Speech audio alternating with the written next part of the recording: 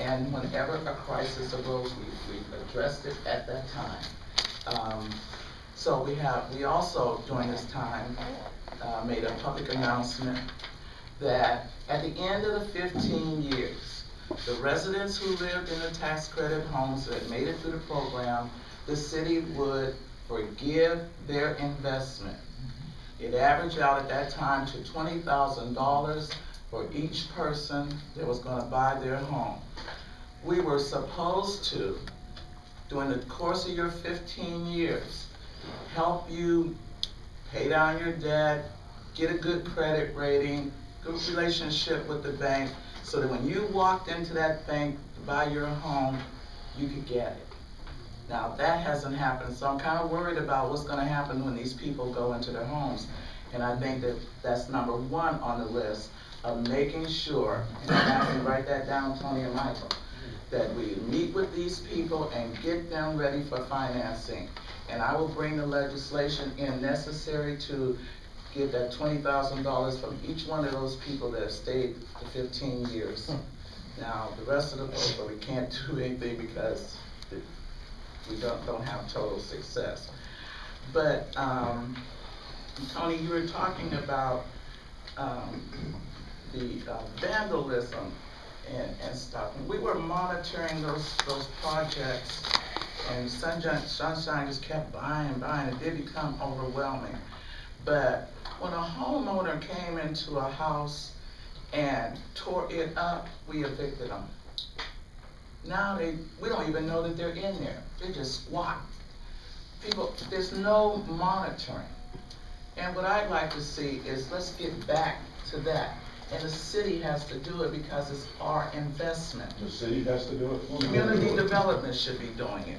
Community development, because, look, Jack Foley ran community development all by himself, Doug. And when Michael came into community development, we put parking and the home many loans and Sunshine under Tony Iannucci because Michael wasn't brought up to speed. And because he didn't have you didn't come in ready to work. Don't believe that. He did not come in ready at day one. And so it was common conversation. I'm not saying nothing that didn't happen. And so we knew eventually that we were going to have to restaff community development, and we just haven't got to that because of our economic position. But it was never an intention, I don't think council's intention, that all of these projects would be brought under one entity. I don't think that was. I know I, as a councilman, every year when it comes to community development, I, as a councilman, say to whatever mayor it is, that we need to quit putting all our baskets of eggs in one basket. And we need to take some of these projects that community development can handle now and give them back to community development and look for another organization. So not to get rid of RAP, but to have another organization that we can take some of our projects to. It's not really Tony's fault about all this overwhelming stuff. It's just the man is overwhelmed, he's asked to do all kinds of things, and so spread real thin. And so here we are. Since Tony came in 2001, keep in mind this is the previous Warren City auditor.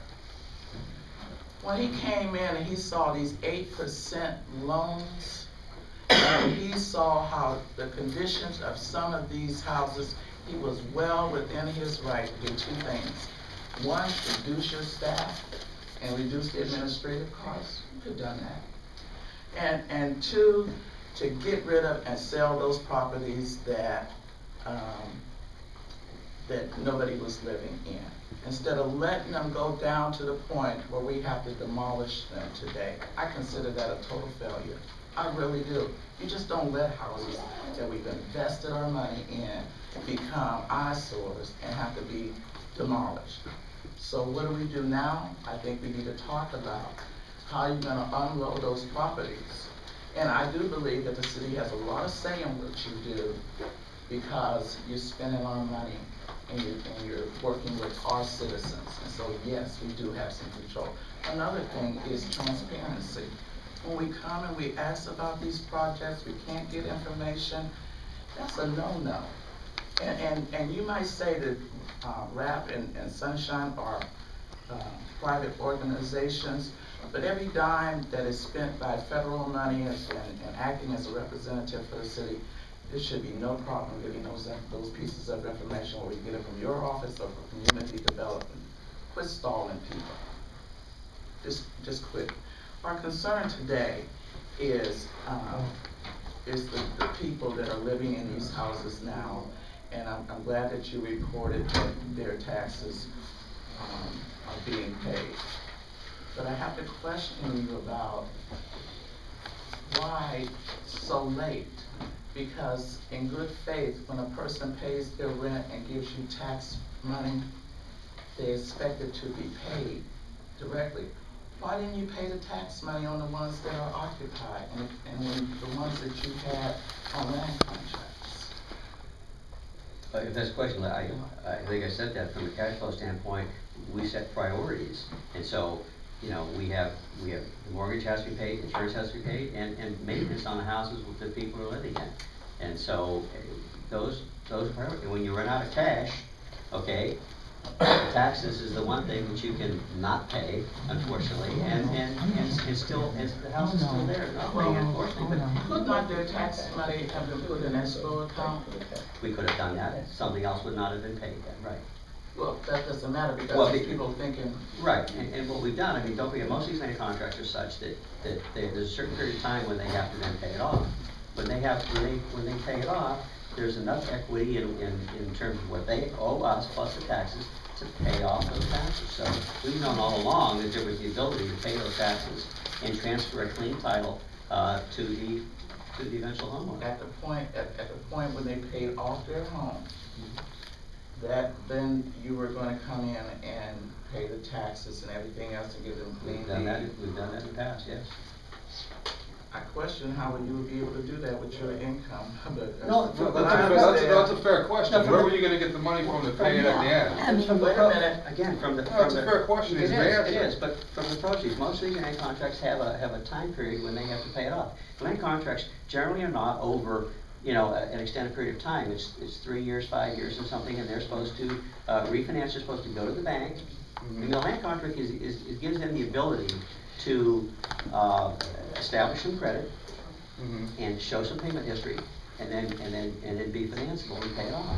So once they reach that 3-year period, in some cases our land contracts say, well, if you can't go to the bank in 3 years, if you can't do it, we'll give you 2 more years. Then in 5 years, then you come and pay it off. With the proceeds from that payoff, there's more than enough funds to pay off if there's a mortgage on it, to pay off the mortgage and the taxes. So that's the proceeds. That's the funds right there to pay that off. Sound like the Ponzi scheme. Okay, and your plan to refinance under the community development program, why do you think that'll be successful? Do you think it can happen? We've had some conversations with them, and that department in the bank has a little more flexibility to look at this and understand this as a community development program. As opposed to, you know, commercial lenders that just look at it from a straight financing standpoint. So there's much more flexibility in that department in terms of, you know, what they can do with the bank. And so we think that there's an opportunity to do that. When you were talking about your rehab of these houses, it's my understanding, and you can tell me if I'm correct or not, it's my understanding that you've eliminated the bidding process. That you no longer put the houses that need to be rehabbed for the tax credit and for Sunshine, that you no longer put those out to bid. Is that true? No, there was bidding on all the tax credit projects and NSP projects. Those were bid. Those were bid. I'm just asking. They are. No, absolutely. Okay. Mr. Novak. Thank you, Madam Chairwoman. Tony, as you know, I was a big supporter of Sunshine when it first started, even before you came on. And the mission that I thought was very, very germane to the city was getting owner-occupied people back into homes and eliminating what was taking place with the neighborhoods being overtaken by renters. But I think we have a major problem. Okay, I've got 4 council members right now, and I can get more signatures that are asking for a state audit of RAP, Sunshine, and parking problems, because there are problems. When I read in the paper, and when citizens read the treasurer quotes and says, "I have never seen an organization get to a point like this," that causes a furor. You've sat here, and the information you gave us today is more than I've ever been given since you took this program over, which is wrong. Right now, there is less support and trust in government than there has ever been. And I don't care whether it's in Washington, Columbus, Warren, wherever.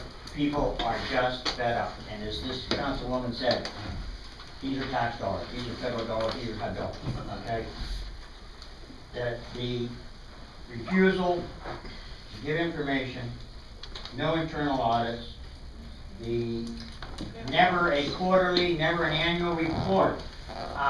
This information needs to be disseminated to this council so that we can work out to our people. It needs to be available, even if it's in print form. I have many questions. We've been stonewalled on mortgages and debt, wages and fringes, those that are operating in there.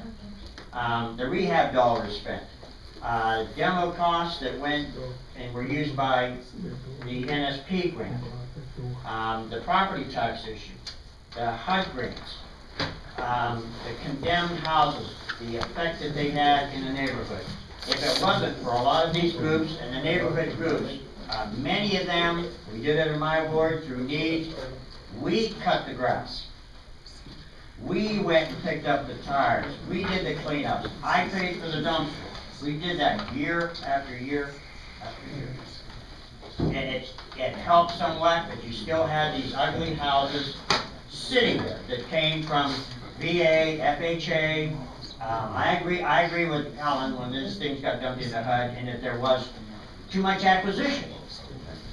But I think that we're at a point right now where we have to allow the public to know what these problems are. There's got to be a definitive plan. But, you know, we are trying to build trust. We're trying to rebuild this city. The mayor wants to see this city progress, this council does, and the citizens do, okay? But there's just a problem here with these funds, with these issues that are going on. Never. I mean, we had a meeting 5 to 6 weeks ago, where you came in here and gave us a presentation. You never alluded whatsoever that we had this big tax burden hanging above our heads. It was never mentioned, never brought up. Yes, you inherited that property tax. You inherited some of these issues, but you are the captain of the ship. The ship's sinking, there's not much sticking out of the water. And it's something that we need to deal with. And, you know, you've got to be open. You can't hide behind this nonprofit. You once told me you were concerned about these issues coming out because you had investors. You've rehabbed some houses in my ward. Some on Northeast, some on Northwest, which was a plus. That did help. I'm not saying you've done everything wrong, but you have to be upfront with this governing body, with the residents, the condemned houses. You know, yes, it's expensive. We know what we've had to do, but I really feel we're at a point where, I mean, if there's an issue that you have done, this first you brought up about talking with Huntington, about Huntington having a community development department. I was not aware that community development existed with Huntington, okay? This is some new information that I got. All these people that are in here, this is probably new information to them. Probably new information from here. We were not aware of this. These are the things that we need. We can't solve problems if we're kept in the dark. And there has to be dialogue. This information has to be put out, because to have people think that things are going to be solved, you have to be upfront. You got to provide people with this information. okay? Because if nothing's been done wrong, there should be no reason with putting everything out in Sure. print that everyone can see. So, Al, we're gonna go on, Tony, you can go ahead and answer, but we're gonna go on and, cause time is. I just want to address one thing you said in terms of audits and that. Let me ask Mike Keys to comment about, you know, the interaction between both RAP and Sunshine and the city audit that transpired.